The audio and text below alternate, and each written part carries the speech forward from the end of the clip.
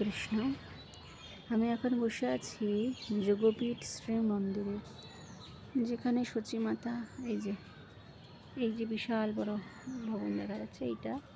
এটা হচ্ছে এখানে লক্ষ্মী নৃসিংহদেব আর গৌর গদাধর, যেখানে নৃসিংহ চতুর্দশী দিন আমি ফটো দিয়েছিলাম, তারা রয়েছেন ভেতরে।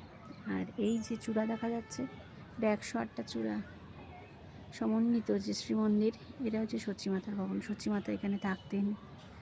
সচিমাতা মহাপ্রভুর এখানে জন্ম হয় এবং এখানে সচিমাতার কোলে বিগ্রহে মহাপ্রভু রয়েছেন, ছোট্ট নিমাই।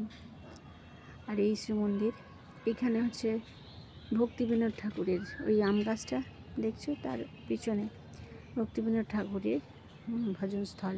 এখানে শ্রীল প্রভুপাদ ভক্তি সিদ্ধান্ত সরস্বতী ঠাকুর মহাপ্রভু এবং সপার্ষদ মহাপ্রভু দর্শন লাভ করেন এবং 10 বছর কঠোর তপস্যা করে হরিনাম করে একমাত্র কোটি কোটি নাম সংকল্প করে সেখানে মহাপ্রভু সপার্ষদ দর্শন পেয়েছিলেন। আর এই যে একটা স্কুল মতো দেখা যাচ্ছে, এই যে গাছের আড়াল দিয়ে বড় স্কুল, আমি পরে বড় করে দেখাবো। আমার আসলে ওঠার অতটা ক্ষমতা নেই, তাই ভালো দেখতে পাচ্ছি না। এই কোণা দিয়ে দেখা যাচ্ছে স্কুল, বিশাল বড় স্কুল। এখানে 12 অবধি ছাত্ররা পড়াশোনা করে।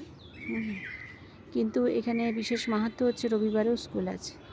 এখানে কেবল একাদশীর দিন ছুটি। আর এই যে বিশাল বড় রাস্তা এবং এই পিছনে যে বড় গেস্ট হাউস আছে, এই গেস্ট হাউসগুলো হচ্ছে ওই গাড়িটা দাঁড়িয়ে আছে, সেই অবধি গাড়িটা দাঁড়িয়ে আছে ওই অবধি। পুরো এই যে গেস্ট হাউসগুলো, এখানে তোমরা সবাই আসলে থাকতে পারো, কোনো অসুবিধা নেই। এখানে বৈষ্ণবদের তো অনেক সুবিধাই আছে। এই যে 5 তলা বড় বড়, এখানে থাকা যায়, যার ইচ্ছা এসে ভাড়া নিয়ে থাকতে পারে।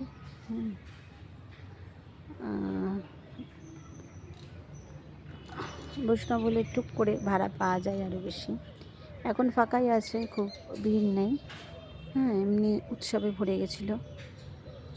আর এই হচ্ছে সেই শ্রীমন্দির, যেখানে আমি পরে ভিতরে দর্শন করাবো কিছুক্ষণ পরে।